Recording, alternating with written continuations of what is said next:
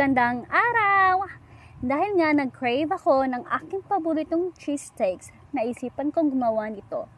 At inuna ko na nga ang paghiwalayin ang pambalot o ang lumpia wrapper, kagaya ng paghiwalay nyo ng dati mong jowa. Ay, may nakaraan. Binuksan ko na nga rin ang keso at parang, may naalala yata ako. Ano kaya yon? Uy, kulungan punta natin ito. Huwag naman po.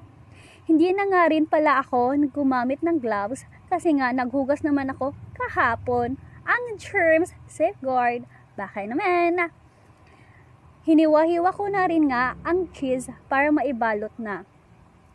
Inumpisahan ko na nga ang paglalagay ng keso sa pambalot nito at pinagulong-gulong ko na nga kagaya ng paggulong-gulong mo nang iwan ka niya. Uy, may ganun. At ayan na nga, natapos ko na rin. Hanggang dito na lang. God bless us all.